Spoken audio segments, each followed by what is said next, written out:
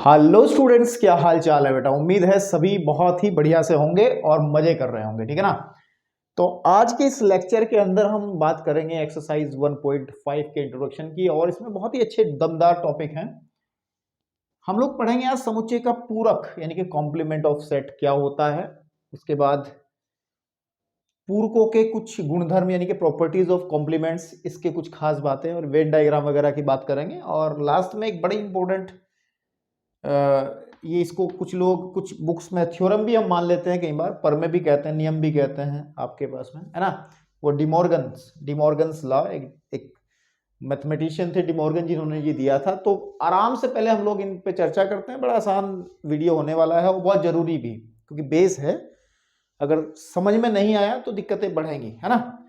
तो चलिए सबसे पहले हम बात करते हैं कि पूरक क्या होता है किसी भी समुच्चय का। इस संबंध में बात करते हैं और इस वीडियो को स्टार्ट करते हैं। अच्छा, इससे पहले वाली वीडियोस के अंदर मैंने आपको बहुत जरूरी बातें सब सिखा दी हैं, जिनमें से एक बात हमने सीखी थी सार्वत्रिक समुच्चय। ये बड़ी ही इंपॉर्टेंट चीज होती है। सार्वत्रिक समुच्चय, अंग्रेजी में इसको यूनिवर्सल सेट कहते हैं। यूनिवर्सल, ठीक है, यूनिवर्सल सेट कहते हैं। और इसको जब मैंने समझाया था, यूनिवर्सल सेट एक ही होता है। तो जब मैंने यूनिवर्सल सेट आपको समझाया था, सार्वत्रिक समुच्चय समझाया था, तो मैंने ये कहा था कि ये समुच्चय की दुनिया का भगवान है। मतलब जितने भी सेट आपके सामने आते हैं, चाहे वो कोई भी है, सपोज कर लो ए, हम कोई सेट लेके चलते हैं 1, 2 एंड 3, तो इसके लिए सार्वत्रिक समुच्चय क्या होगा, यूनिवर्सल सेट क्या होगा। एक ऐसा सेट होगा यू, है ना, आपके पास में, कि जो इसको अपने अंदर रखेगा। मतलब कहने की बात यह है कि U एक ऐसा सेट होता है, यूनिवर्सल सेट एक ऐसा सेट होता है, मैं बता चुका पहले, लेकिन चलिए रिपीट करते हैं क्योंकि इससे जुड़ा हुआ ही टॉपिक आज का है। तो यूनिवर्सल सेट वो होता है कि जिसके सारे समुच्चय उसके उपसमुच्चय होते हैं, है ना। तो अगर A हमारे पास में ये है, तो अगर U को हम देखें तो U 1, 2, 3, 4, 5 इतना भी हो सकता है। बिल्कुल ठीक बात है। तो भाई भगवान के अंदर ये पावर तो होती ही है ना। वो अपना रंग बदल सकता है। तो सेट कुछ और बदल जाए, सेट अगर हम कहते हैं कि ए, बी और सी है, तो यू उसी हिसाब से जो हम प्रस्तावित करेंगे, जो हम लेके चलेंगे यू, हम कह देंगे कि ए, बी, सी आपके पास में जेड तक ले लेंगे, है ना। तो ये यूनिवर्सल सेट की खास बात है ना। ओके, तो यूनिवर्सल सेट जो होता है उसको हम यू कहते हैं। मुझे लगता है इस संबंध में आपको सब बातें पता है। इसको हम, इसका जो नोटेशन है वो यू से प्रदर्शित करते हैं, है ना। अब मेन बात है जो आज पढ़ना है, वो है आपका पूरक, है ना। पूरक, कॉम्प्लीमेंट क्या होता है, कॉम्प्लीमेंट क्या होता है, ठीक है। चलिए कॉम्प्लीमेंट बताते हैं। देखिए, अगर सपोज कर लो, मैं एक एग्जांपल से क्लियर करता हूं, उदाहरण से क्लियर करूंगा तो आपको आसानी से चीजें समझ में आएंगी। एग्जांपल लिखता हूं आपके सामने, और एग्जांपल आपकी बुक से ही उठा लेता हूं। जैसे उन्होंने एग्जांपल दिया है आपके इंट्रोडक्शन के अंदर, एनसीईआरटी बुक के अंदर एग्जांपल दिया है 20, और 20 को पहले करके मैं बता देता हूं, देन उसके बाद इसकी कुछ टेक्निकल बातें रहेंगी जो आपको जानना जरूरी है, फिर मैं उसके बारे में बात करूंगा। एक बार पहचान करा दूं आपको इस पूरक से क्या होता है। उसने कहा कि मान लीजिए, है ना, आपके पास मान लीजिए एग्जाम्पल है हमारे पास ये एनसीईआरटी का, है ना। मान लीजिए कि यू जो है, यानी कि जो यूनिवर्सल सेट है, यू जो है वो आपके पास में 1, 2, 3, 4, 5, 6, 7, 8, 9 और 10, ये एक समुच्चय है। और साथ ही साथ भाई साहब कह रहे हैं, साथ ही साथ भाई साहब कह रहे हैं कि एक अन्य सेट है, और वो सेट है आपके पास में, और एक अन्य सेट ए है जिसके अंदर जो अवयव हैं वो 1, 3, 5, 7 और मेरे भाई 9 है, ठीक है ना, 9 है। तो कह रहा है, तो ए डैश, अब ये ए डैश क्या भी क्लियर आएगा, ये ए डैश जो है ये ए का पूरक है। अब ये सब समझ में आएगा, मैं क्लियर करूंगा पूरक, है ना। ए डैश, ए ऐसे लिख करके उसके ऊपर हल्का सा डैश लगा देना, एक पूरक होता है कॉम्प्लीमेंट।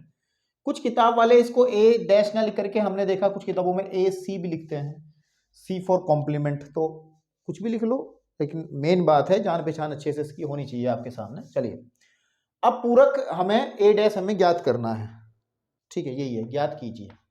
ये एग्जाम्पल है, ज्ञात कीजिए। तो अगर आप ज्ञात करना सीख जाओगे तो अच्छा है, उसके मतलब है उसकी जानकारी भी आपको पूरी हो जाएगी। ठीक है, तो चलिए देखो, किसी भी समुच्चय का ठीक है नहीं आपके पास में समुच्चय का ए का, अगर मैं ए की बात करूं, ए का जो पूरक होगा, कॉम्प्लीमेंट होगा, वो हमेशा होगा ए डैश, उसको हम ए डैश से लिखेंगे।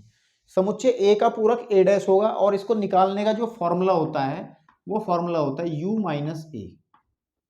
ठीक मेरे भाई, कि u माइनस ए, यू में से आप a को घटा देंगे। अब दो समुच्चयों का अंतर करना, इससे पहले वाली एक्सरसाइज के अंदर हमने बड़े अच्छे तरीके से एक्सप्लेन किया था कि जब एक सेट हमारे पास अगर a है एक b है तो इनको घटा करके जो निकालना होता है सेट वो कैसे निकलता है, इस संबंध में हमने पूरी बातें हमने पहले कर ली थी। तो अब उसी टेक्निक को यूज करते हुए हम लोग इस एग्जाम्पल को हल करते हैं और a का पूरक निकालते हैं। फिर चर्चा करेंगे। a dash is equal to होता है u माइनस ए, और u की जो वैल्यू हमने ली है ऊपर इसने दिया है यहाँ पे, तो 1, 2, 3, 4, 5, 6, 7, 8 और 9 एंड आपका 10। इसमें से मेरे को घटाना है किसको घटाना है, a को घटाना है। और a मेरे पास 1, 3 है ना, 5 एंड 7 एंड 9 है। ठीक है ना, तो घटाने का क्या तरीका था, तो a डैश जो आएगा घटाने का तरीका क्या था, घटाने का तरीका ये था कि जो कॉमन एलिमेंट्स है वो कट हो जाते थे, डिलीट हो जाते थे। जैसे 1 यहाँ भी है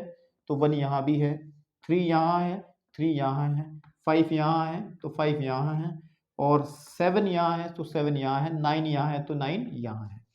तो जब ये 1, 3, 5, 7, 9 इसमें से कट हो जाएंगे तो हमारे पास u माइनस ए निकालते समय तो u के अवयव जो बचेंगे वो लिख देंगे इसके अंदर, वो आएंगे 2, 4, 6 आपके पास में, और 2, 4, 6, 8 एंड आपके पास में 10। तो बेसिकली प्रैक्टिकली हम लोग पूरक जो होता है वो उन अवयवों का समुच्चय होता है जो उस समुच्चय में नहीं होते, यानी कि जो a में नहीं है। देख लो आप, a में 1, 3, 5, 7, 9 थे, लेकिन a के अंदर जो नहीं है उन अवयवों का समुच्चय है, और जो सार्वत्रिक समुच्चय के अंदर है, जो u के अंदर है। भाई ए वाले जो है सब देखो, इसमें जो ए के अवयव थे क्या इसमें आए हैं क्या ए डैश में, आप मुझे बताओ, नहीं आए ना। मतलब क्या है कि जो ए समुच्चय है उसके अवयवों को हटा करके सार्वत्रिक समुच्चय के जो अवयव बचते हैं उनको अगर एक लिख दिया जाए तो कॉम्प्लीमेंट, या देसी भाषा की बात करूं, थोड़ी समझाने की कोशिश करूं, तो वो ये हो सकता है कि हम लोग भगवान में विश्वास रखते हैं अगर, तो भाई कुछ गुण हमारे अंदर है। सपोज कर लो ये एक आदमी है, ये मनुष्य है, ये हमारा एक व्यक्ति है जिसके अंदर 1, 3, 5, 7 ये इसके अवयव नहीं, इसके गुण हैं, ये इसकी खास बातें हैं। लेकिन जो भगवान होता है उसमें तो बहुत सारी खास बातें होती हैं जो दिखाया गया है। ये जो भगवान है इसके अंदर बहुत सारी खास बातें हैं। तो हम लोगों को पूरक बनने के लिए, मतलब हमारा जो पूरक होगा, पूरक वो उन गुणों का समुच्चय होगा जो हमारे अंदर नहीं है, भगवान के अंदर है। तो हमारे अंदर कौन से हैं उनको हटा करके यहां लिखेंगे तो जो गुण निकल कर गए वो पूरक है। तो इसको कहते हैं ए का पूरक, है ना, इसको कहते हैं ए का पूरक, है ना, कॉम्प्लीमेंट ऑफ ए। समझ में आ रही बात। तो बेसिकली एक डेफिनेशन भी यहां से बन सकती है,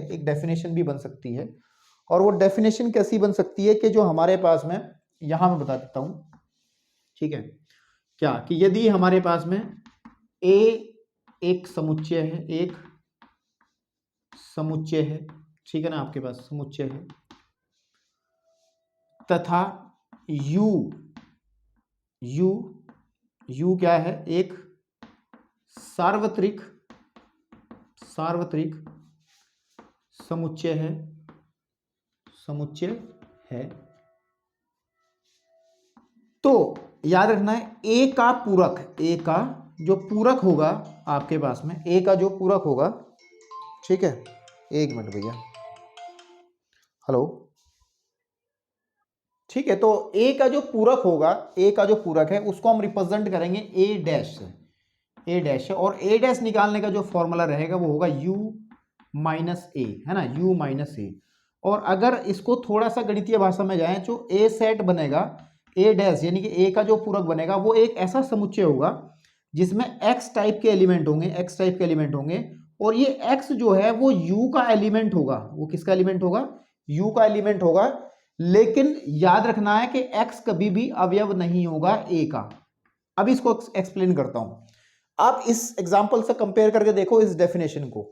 आप देखो कि इसके अंदर, इस a डैश के अंदर जितने भी अवयव आए हैं, a जितने भी अवयव आए हैं, ये सारे के सारे आप देखो, 2 जो है वो भी u में है, जो 4 है वो भी u में है, जो हमारा 6 है वो भी u में है, जो हमारा 8 है वो भी u में है, जो हमारा 10 है वो भी u में है। चेक कर लो, ऊपर चेक कर लो, देख लो। लेकिन हम एक बात देख रहे हैं कि जो 2 है वो कभी भी नहीं है a में। चेक कर लो, क्या a में है? क्या नहीं है। जो 4 है वो भी हमारा a में नहीं है, 6 है वो भी a में नहीं है, 8 है वो भी a में नहीं है आपके पास में, और जो 10 है वो भी a में नहीं है। तो ये डेफिनेशन यही कहती है, इसको बड़ा अच्छे से ध्यान रखना है आपको, कि जो a का पूरक समुच्चय है उसमें x टाइप के एलिमेंट होते हैं, लेकिन वो x u में से आता है, वो a में से नहीं आता है, अगर a का पूरक निकाल रहे हैं तो। ठीक है, तो आई थिंक आपको जो बेसिक समझ होनी चाहिए थी पूरक को लेकर के एग्जाम्पल के माध्यम से हमने क्लियर की है। एक एग्जाम्पल और देखते हैं, फिर इसके कुछ वेन डायग्राम्स वगैरह पे बात करेंगे ताकि ये चीजें और क्लियर हो जाएं। आप जो आपको ठीक लग रहा है स्क्रीनशॉट इसका ले लें और आगे बढ़ें। ठीक है, इसमें एक एग्जाम्पल है आपकी एनसीईआरटी के अंदर, और एनसीईआरटी के अंदर जो एग्जाम्पल दिया है एग्जाम्पल 21, उसको अगर थोड़ा पढ़ा जाए, ताकि एग्जाम्पल बड़ा आसान है, वैसे आप खुद भी कर सकते हैं, लेकिन ऐसी बातें करने से, ऐसी बातें करने से थोड़े से बेसिक्स जो हैं वो बढ़िया हो जाते हैं और मजबूत तरीके से चीजें समझ में आती है। जैसे 21 एग्जाम्पल है, मैं एक बार को लिख देता हूं ताकि आपका समय बच जाए और फिर मैं आपको तुरंत समझा दूंगा इसको। चलिए जी, अब आपके स्क्रीन पे बेटा 21 एग्जाम्पल है, और वो कह क्या रहा है? वो कह रहा है कि मान लीजिए कि यू जो है एक सह शिक्षा, सह शिक्षा का मतलब होता है को एजुकेशन वाले स्कूल, जिन स्कूलों में लड़के और लड़कियां एक साथ पढ़ती हैं वो को एजुकेशन वाले स्कूल कहलाते हैं। ठीक है, और को एजुकेशन के कक्षा 11 के सभी विद्यार्थियों का एक सार्वत्रिक समुच्चय जो यू है, तो यू के अंदर जो है आपके पास में वो क्या है? यू कैसा समुच्चय है? तो इसको ज्यादा ऐसे लिखेंगे, यू जो है, यू आपके पास में कक्षा 11 के, ठीक है नहीं, 11 के सभी विद्यार्थियों का समुच्चय, सभी विद्यार्थियों का समुच्चय। विद्यार्थियों का मतलब क्या है कि इसमें गर्ल्स भी होंगी, विद्यार्थियों का मतलब जिसमें गर्ल्स भी होंगी और बॉयज भी होंगे, मतलब गर्ल्स और बॉयज दोनों का कंबाइंड है ये, है ना। विद्यार्थी कहा है, विद्यार्थियों का समुच्चय है। ठीक है, आपके पास में समुच्चय है आपके पास में। अब उसने कहा है कि अगर ए जो है, ए क्या है? ए क्या है? कक्षा 11th के सभी लड़कियों का समुच्चय है, क्लास 11th की सभी आपके पास में लड़कियों का समुच्चय है, लड़कियों का समुच्चय है।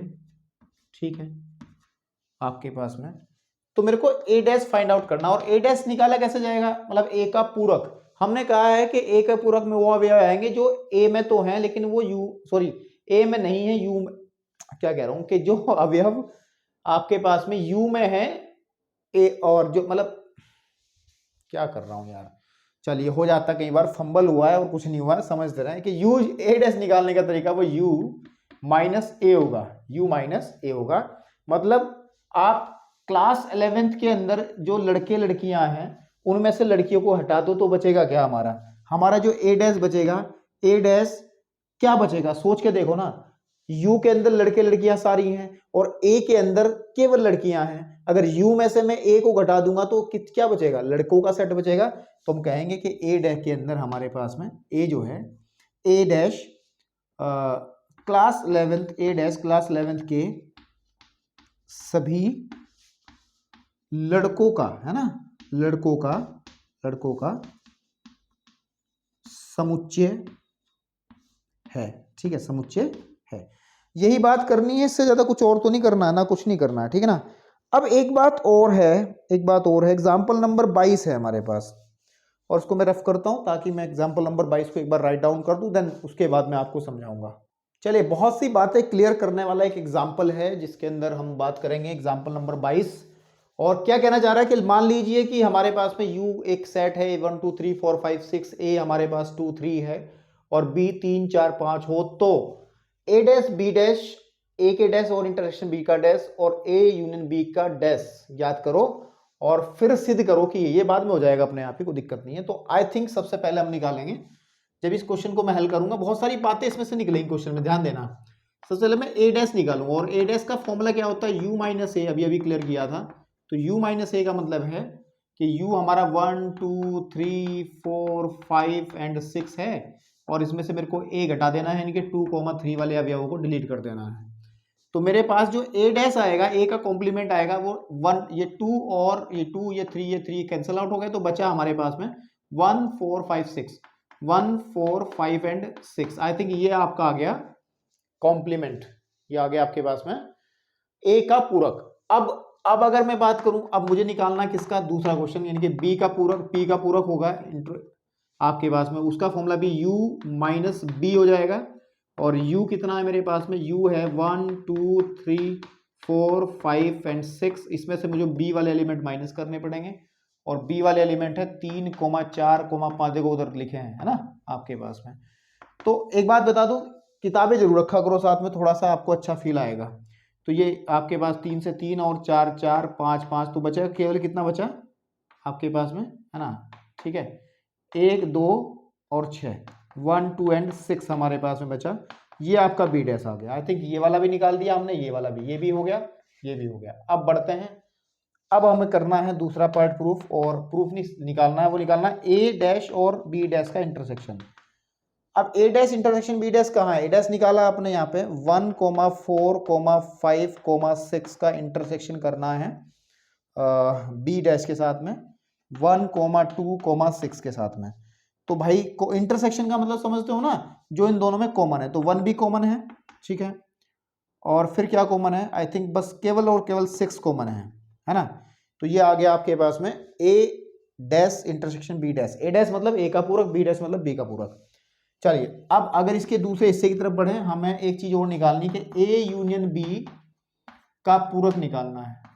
तो ए यूनियन बी का पूरक निकालेंगे u minus A union B, है ना, ए यूनियन बी।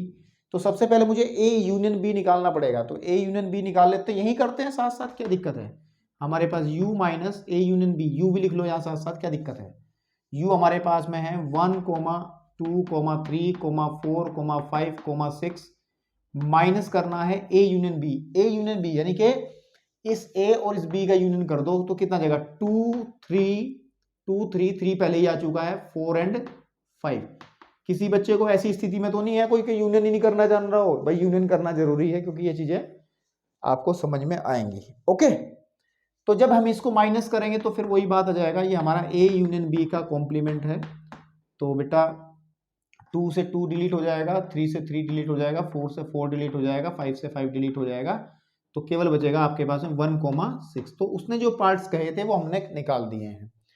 लेकिन उसने आगे, आप एक चीज देखो ध्यान से, ये क्या था, ए इंटरसेक्शन बी, सॉरी एक ए डैश इंटरसेक्शन बी डैश, ये था ना हमारे पास। चेक कर लो इस वाले को और चेक कर लो इस वाले को। आप देख क्या पा रहे हैं, आप देख पा रहे हैं कि ए यूनियन बी का जो पूरक है, ये जो पूरक है, इसका मान 1 6 आया है, और 1 6 किसका मान है, ए का पूरक इंटरसेक्शन बी का पूरक, ए का पूरक, ठीक है ना, इंटरसेक्शन बी का पूरक।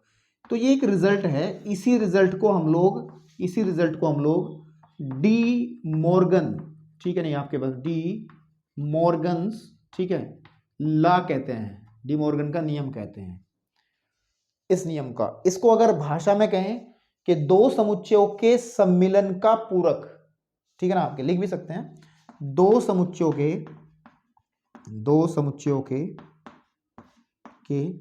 सम्मिलन की जगह यूनियन यूज कर लूं, यूनियन है ना अंग्रेजी में, यूनियन का पूरक, ठीक है नहीं, समुच्चयों के ठीक है, दो समुच्चयों के यूनियन का पूरक उन समुच्चयों के, उन, ठीक है, आपके पास उन समुच्चयों के, समुच्चयों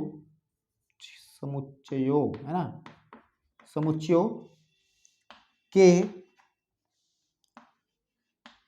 पूरकों, है ना, जो पूरक है, दो पूरक है, तो पूरकों का, ये क्या होता है, सर्वनिष्ठ होता है, तो अंग्रेजी में कहते हैं इंटरसेक्शन, इंटरसेक्शन होता है, मतलब दो समुच्चयों के यूनियन का पूरक उन समुच्चयों के पूरकों का इंटरसेक्शन होता है। ये मैंने भाषा में बना के लिख दिया इसको। अच्छा, इसका एक और भी रूल होता है, वो नियम होता है कि अगर हमारे पास में ए इंटरसेक्शन बी हो, वो जो दूसरा नियम है वो है आपके पास में ए इंटरसेक्शन बी का अगर हम लोग पूरक निकालते हैं तो हमेशा ध्यान रखना है वो होता है ए का पूरक यूनियन बी का पूरक। ये भी डिमॉर्गन थ्योरम का दूसरा हिस्सा है। इसको डिमॉर्गन जो रूल है आपका, इसको याद रखना है आपको। डिमॉर्गन्स जो लॉ है उसका ये दूसरा फॉर्म है। और साइमन इसी तरीके से हम इसको, जैसे हमने अभी इस रिजल्ट को प्रूव किया है, इस वाले रिजल्ट को, यानी कि ये डिमॉर्गन थ्योरम का पहले हिस्से को प्रूव किया है, तो इसी तरीके डिमॉर्गन थ्योरम के दूसरे हिस्से को भी आप प्रूव कर सकते हो।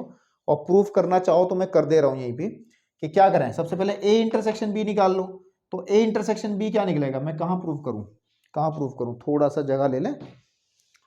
चलिए, प्रूफ वैसे आप कर सकते हो इस एग्जांपल को लेकर के। हमें ए इंटरसेक्शन बी निकालना है, तो ए इंटरसेक्शन बी कहाँ निकलेगा, सीधी बात है। ए इंटरसेक्शन बी का मतलब इन दोनों के बीच में जो कॉमन है केवल और केवल 3 है। तो ए इंटरसेक्शन बी जो है, मैं यहाँ कर दे रहा हूँ, देखो थोड़ी जगह ले लेता हूँ, आपको समझ में आ जाएगा। तो ए इंटरसेक्शन बी जो है बेटा वो आ जाएगा केवल 3, है ना।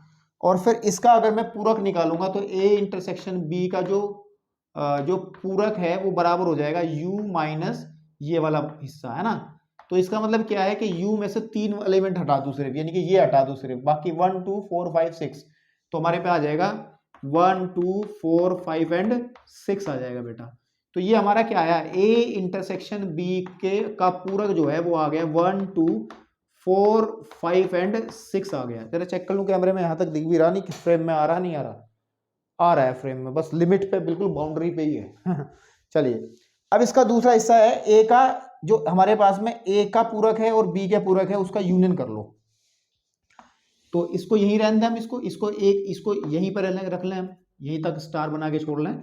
उसके बाद यहां देख लो नीचे स्टार में, तो अगर मैं ये निकालूंगा कि ए डैश यूनियन बी डैश निकालूंगा, तो हमने ए डैश बी डैश निकाल रखा। देखो ये ए डैश है और ये मेरा बी डैश है।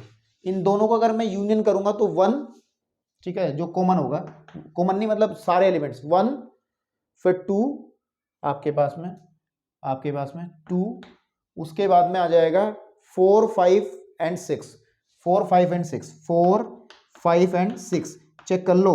अब इस हिस्से को देखो आप, है ना, आपके पास में इसको अगर मैं P कह दूं, और इस P को देखो और इस Q को देखो, आप इस P को देखो, इस Q को देखो, ये दोनों हिस्से बराबर है, नहीं है।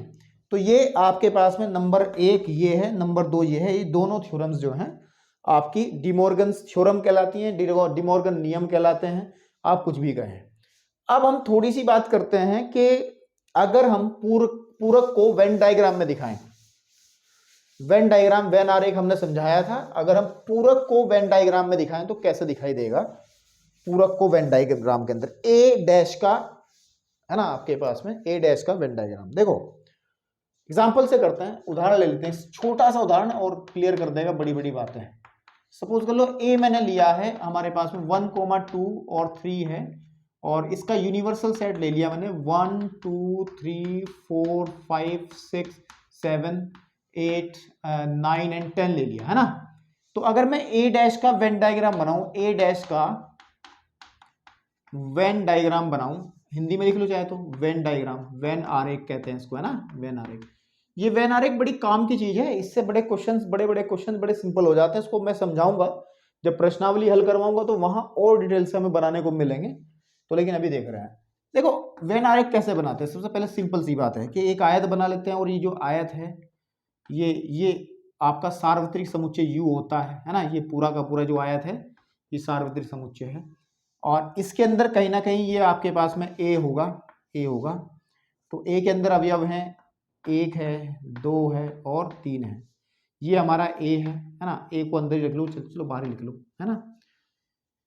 तो बाकी के एलिमेंट्स कहाँ होंगे, क्योंकि ए के अंदर तो 1 2 3 हो गए, तो बाकी जो हमारे पास 4 5 6 7 है, तो वो कहीं ना कहीं 4 5 6 7 8 9 और ऐसे हो जाएंगे 10। तो ये तो हुआ एक डायग्राम हमने बनाया, लेकिन हमें जो वेन डायग्राम बनाना है वो वेन डायग्राम बनाना ए डैश का। ये तो ए का हुआ, ये वेन डायग्राम हुआ ए का। ए का वेन डायग्राम ये हुआ कि मैं अंदर वाले को, ए वाले हिस्से को मैं डार्क कर देता हूं, मैं कोई भी कलर, भाई यहाँ पे तो चौक है तो किताबों वाले तो बड़ी कलाकारी करते हैं, कुछ लाइनें खींचते हैं। जब मैं इसको ऐसे कर दूंगा तो फिर नया चित्र बनाना पड़ेगा। तो ये चलो बना लेते हैं। ये वाला जो हिस्सा है मैं इस तरीके की लाइन बना रहा हूं, तो ये जो चित्र बन रहा है, ये जो वेन डायग्राम्स रिप्रेजेंट कर रहा है आपके पास में, है ना, तो ये है आपका ए का डैश, सॉरी ए, है ना। तो यहां लिख भी सकते हैं कि ए जो है वो किस हिस्से को रिप्रेजेंट कर रहा है, ऐसे मैं दिखा देता हूं इस क्रॉस लाइन से। ये है ए जो है चित्र में, है ना, चित्र में ऐसा, या वेन आरेख में ये जो ए है इस वाली नोटेशन से हमने दिखाया है। लेकिन अब बढ़ते हैं हम ए डैश की तरफ। ए डैश को कैसे दिखाएंगे? ए डैश होता क्या है बेसिकली? ए डैश होता क्या है? ए डैश होता, हमने कहा कि ए डैश होता है यू माइनस ए। तो हमारा जो ए बीच में था, जिसमें एलिमेंट हमने 1 2 एंड 3 लिए थे, ये ए था और ये ऊपर यू था। तो बाकी बचे हुए एलिमेंट्स यहाँ जैसे 4 5 6 यहाँ हो गया आपका, और फिर यहाँ पे 7 है, यहाँ पर आपका 8 है, और यहाँ पे आपका 9, और यहाँ कहीं ना कहीं हमने 10 दिखा दिया। तो ए का तो ये था, तो ए डैश का क्या बनेगा? अब ए डैश के अंदर आएगा क्या, पहले ये देखिए। ए डैश के अंदर आएगा यू माइनस ए, यानी कि यू में से ए को घटा दो तो ये कट गया, ये कट गया, ये कट गया, क्योंकि 4 5 6 7 8, 4 5 6 7 8 9 और 10। तो ए डैश का एरिया वेन आरेख में वो बनेगा जहां 4 5 6 7 8 है, और 4 5 6 7 8 इस ए को छोड़ करके बाकी का जो एरिया बचा हुआ है वो हमारा इसके वेन डायग्राम को रिप्रेजेंट करता है ए डैश को। तो मैं अगर कहूं तो ये जो स्ट्रेट लाइन में बना रहा हूँ, सीधी रेखा है ना, ये सीधी रेखा बना, तो इसमें क्रॉस ले ली थी ना, थोड़ा सा तो कुछ अलग कर ही लेते हैं। ये जो सीधी रेखाएं हैं मेरे भाई, है ना, आपके पास में ये जो एरिया है, ठीक है। आप कॉपी में जब लिखें तो कलर पेन का भी यूज कर सकते हो, ताकि आपको कॉपी को जांचे और देखने वाले भी अच्छा महसूस करें। तो जो हमारे पास ए डैश है वो रिप्रेजेंट कर रहा है जो एरिया है, ये स्ट्रेट लाइन वाला है ना आपके पास में। तो ये वेन आरेख हो गया हमारे पास में ए डैश का, ठीक है, ओके। बाकी और वेन आरेख के बारे में बातचीत हम एक्सरसाइज के अंदर करेंगे, और अभी बस पूरकों के कुछ गुणों के बारे में बात करते हैं, और फिर इसका इंट्रोडक्शन आई थिंक समाप्त हो जाएगा।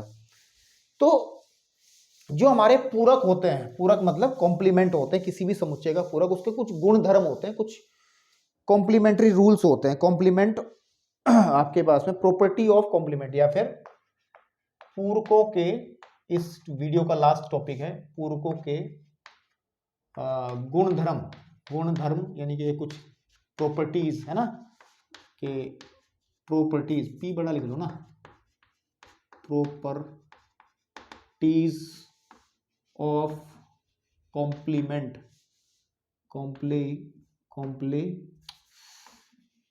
कॉम्प्लीमेंट्स। हाथ रनिंग में चलता है तो तब मजा आता है, कॉम्प्लीमेंट्स, ठीक है।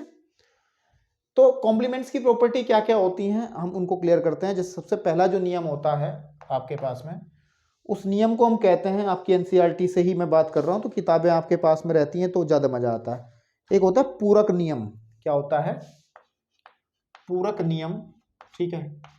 और पूरक नियम क्या है अंग्रेजी में? इसको कॉम्प्लीमेंट्री ना क्या कहते हैं? कॉम्प्लीमेंट, आपके पास में क्या कहते हैं? कॉम्प्लीमेंट रूल, कॉम्प्लीमेंट लॉ, ठीक है, कॉम्प्लीमेंट, ठीक है, लॉ, ठीक है। ये क्या होता है? ये कहता है कि अगर कोई सेट हमारे पास ए है, ठीक है ना, आपके पास में ये कोई सेट हमारे पास ए है, और उसका यूनियन में ए डैश के साथ में करता हूं तो मेरे को यू मिल जाता है, ठीक है ना, आपके पास में ये कहा गया है कि अगर मेरे पास में कोई सेट ए है और उसका यूनियन में उसके पूरक के साथ करता हूं तो भगवान बन जाते हैं। बस सीधी बात है, किसी के अंदर वो गुण भी आ जाए जो भगवान में गुण है तो भगवान ही बन जाएगा ना। मतलब क्या है, एग्जाम्पल से क्लियर करते हैं। तो सपोज कर लो ए हमारे पास, छोटा एग्जाम्पल ए और बी लेते हैं, और इसके संबंध में यू को कंसीडर करते हैं ए बी और सी। तो अगर मैं ए डैश निकालता हूं तो सिंपल सी बात है, आपको यू माइनस ए रहेगा, और ए डैश आप सिंपली निकाल लोगे कि जो कॉमन है केवल सी आ जाएगा, है ना आपके पास में।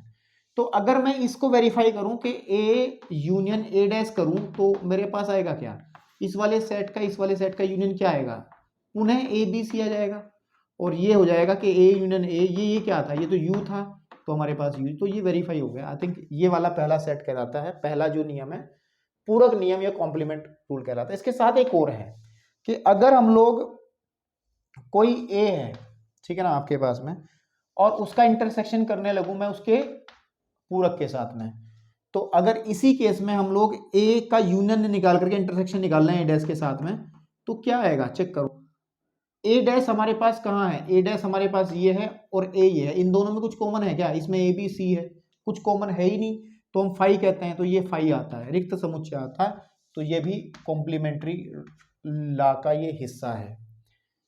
समझ में आ रहा होगा। दूसरा जो हमारे पास नियम है उसको हम डिमॉर्गन, जो हमने पढ़ा है, ठीक है ना, आपके पास में जो हमने पढ़ा है डिमॉर्गन, ठीक है, डिमॉर्गन्स लॉ है ना, डिमॉर्गन्स लॉ हम लोग कहते हैं, डिमॉर्गन का नियम।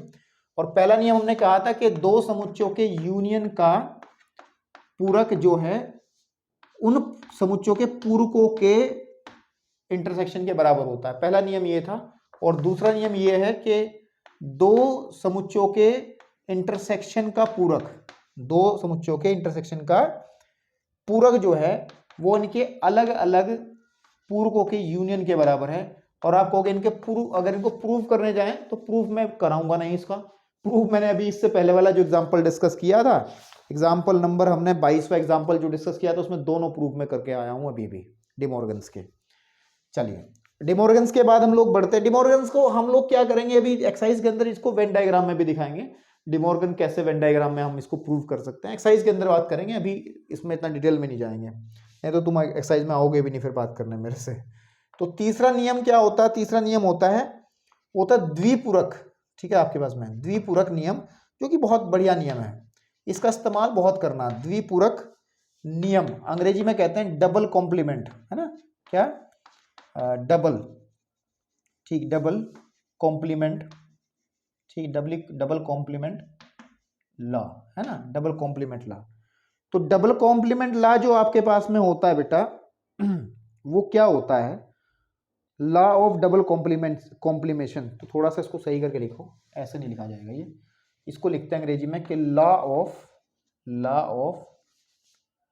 डबल, ठीक है, डबल, ठीक है ना, आपके पास में यही नियम है ना, हाँ, डबल कॉम्प्लीमेंटेशन,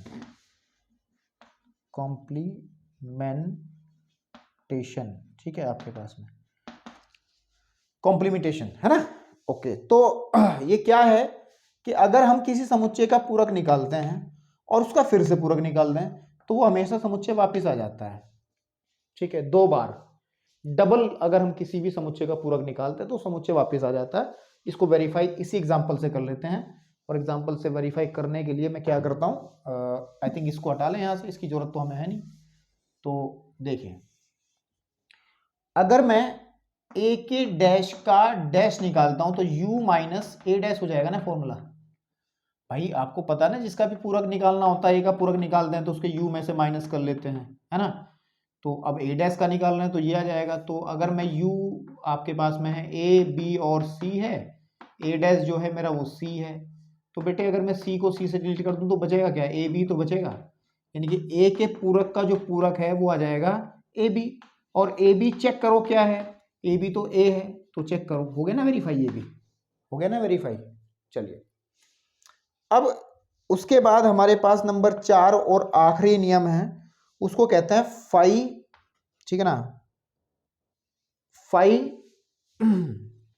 ये नियम मुझे थोड़ा सा डाउटफुल लग रहा है, इस किताब में मिसप्रिंट है शायद, नहीं, ठीक है, फाई और यू, है ना, यू क्या है, फाई तो रिक्त समुच्चय है और यू जो है सार्थी समुच्चय के नियम ध्यान देंगे। देखो अगर कभी फाई का हम लोग पूरक निकालेंगे तो हमेशा यू आ जाएगा। अब फाई का मान लेके चलो कि यू यही है, यू हमारे पास ए बी सी ही है ना, आपके पास में। तो फाई जो होता है वो उसमें कोई भी समुच्चय नहीं होता, जब हम लोग फाई का जो पूरक निकालेंगे तो यू माइनस फाई निकालना पड़ेगा, तो u माइनस फाइव में कुछ कॉमन ही नहीं है, तो u जो हमारे पास u के ही बराबर आ जाएगा। चेक कर लो थोड़ा सा दिमाग लगा के, ठीक है ना। और इसका दूसरा हिस्सा कि अगर मैं u का पूरक निकालूं यानी कि सार्वत्रिक भगवान का ही पूरक निकालो, तो भगवान तो सर्वसंपन्न है, ऐसी कोई चीज नहीं है जो भगवान में नहीं है, तो ये फाई के बराबर जाएगा। इसको कहते हैं complement of phi and U. अब इन नियमों का सत्यापन वेन आरो द्वारा भी किया जा सकता है, और जो कि हम अभी नहीं करेंगे, नहीं तो तुम घबरा जाओगे। तो हम लोग एक्सरसाइज के अंदर इनको फिर पूरे नियम्स को, पूरे जो नेक्स्ट एक्सरसाइज का सॉल्यूशन करेंगे, वहां पे इनको वेन डायग्राम के माध्यम से सबको ड्रॉ करेंगे, सब काम प्रूफ करेंगे। ठीक है, तो चलिए बढ़ते हैं एक्सरसाइज की तरफ।